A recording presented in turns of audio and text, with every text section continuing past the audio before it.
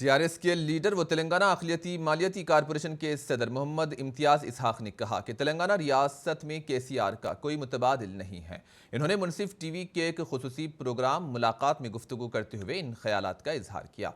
इम्तियाज़ इसहाक ने दावा किया कि तेलंगाना में बीजेपी नहीं पनपेगी, वो इंतखाबात में सिंगल डिजिट भी पार नहीं कर पाएगी। डिजिट एमएलएस नहीं आएंगे जी, आज आवाम ये चाहती है कि उनका बच्चा पढ़ लिख के नौकरी करे, उनका बच्चा जो है काम करे।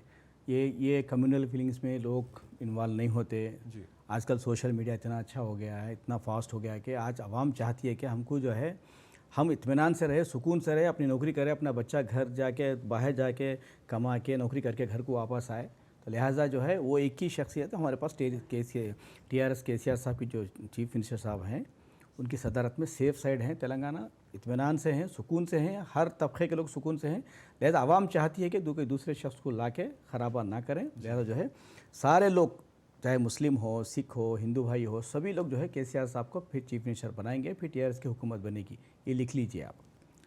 हर तबके के लिए बिल्कुल हर स्कीम लाने के लिए केसीआर साहब जो कोशिश करते हैं कि हर तबके के लोगों को जो है स्कीम पहुँचे, हर तबके का आदमी तरक्की करे, हर तबके के आदमी के चेहरे पे मुस्कुराहट हो, हर घर खुश हो।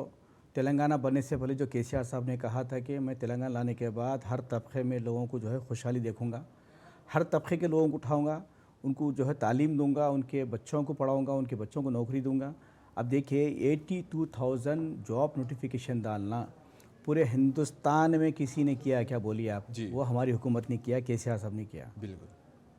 नरेंद्र मोदी जी ने 2 करोड़ नौकरियां देने का वादा किया था। कितने लोगों को नौकरी दिए बोलिए आप? जी, तो आप देखिए, यहाँ के बीजेपी का स्टेट प्रेसिडेंट हो, जो उनके लोग बोलते हैं यहाँ की स्कीमत, ये स्कीमत फिर बाजू कर्नाटक में क्यों नहीं है? जी, ये स्कीमत बाजू महाराष्ट्र में क्यों नहीं है? जी, आप अतराफ में बॉर्डर में, तेलंगाना के अतराफ बॉर्डर में देखिए आप, क्यों नहीं है? जी, तो लिहाजा जो है सिर्फ ये बोलने के लिए पब्लिक को बहकाना, पब्लिक को जो है ख़राब करना, ये चीज़ जो है बीजेपी का काम है।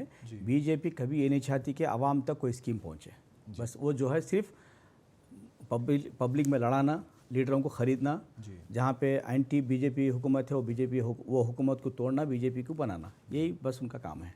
उनको हम दे चुके हैं। जैसे हमारे महबूब नगर में हमारे मिनिस्टर साहब ने भी जो है 4,000 हाउसेस बनाए हैं, वो भी डिस्ट्रीब्यूट कर चुके हैं। हर कॉन्स्टिट्यूंसी में किसी के पास 200, किसी के पास 300, किसी के पास 1000, ऐसा बन रहे हैं, काम चल रहा है। तो उसके लिए एक वक्त पड़ेगा। देखिए पिछले 50-60 साल से हुकूमतें कोई काम नहीं कर चुके हैं, तो वो 50 साल की अगर एक माने में बोल दिया जाए दलिंद्रा को दूर करना है तो कुछ वक्त पड़ेगा। 50 साल की दलिंद्रा को दूर करने के लिए हमको एक 15 साल तो हमको मौका मिलना चाहिए हमारे केसीआर साहब को। तो 15 साल में जो है वो 50 साल में नहीं हुआ सा काम हमारे केसीआर साहब 10 साल में कर चुके हैं। बीजेपी हुकूमत ने जो हमारी स्कीम को चुरा कर वो लोग भी जो है कुछ स्कीम शुरू करे हैं। जी, ऐसे बहुत सी चीज़ें हैं जो बीजेपी हुकूमत, सेंट्रल हुकूमत जो है हमारी स्कीमों को चुरा के नाम चेंज करके वो लोग कर रहे हैं। जी, फिर उनके कोई स्टेट में काम नहीं हो रहा है। बीजेपी के जितने स्टेट चीफ मिनिस्टर्स हैं उनके पास हमारे कोई स्कीम उनके पास अमल करने की कैपेसिटी नहीं है। जी, कर भी नहीं सकते हैं। जी, केसीआर साहब एक ऐसे लीडर हैं, सेकुलर लीडर हैं, जो स्कीमात शुरू करते हैं तो बहुत ही दिलदारी से शुरू करते हैं ताकि गरीब तक पहुँचे। जी, मैं यही बोलना चाहता हूँ कि 60-70 साल से हिंदुस्तान आज़ाद होने के बाद कांग्रेस, हमारे आंध्र प्रदेश में कांग्रेस टीडीपी मिलकर ही हुकूमत किए हैं। जी बिल्कुल, 57 ईयर्स। बिल्कुल। लेकिन उन्होंने कोई ऐसी स्कीम नहीं खोली, नहीं लाई जिससे माइनॉरिटी को फ़ायदा हो। जी, केसीआर साहब आने के बाद कोई पूछा था क्या केसीआर साहब को हमारे लिए एक टेम्परेरी स्कूल खोलो? जी नहीं। कोई पूछा था क्या शादी मुबारक स्कीम लाओ बोल के? जी, कोई पूछे थे क्या ओवरसीज स्कॉलरशिप दीजिए साहब हमारे बच्चों को?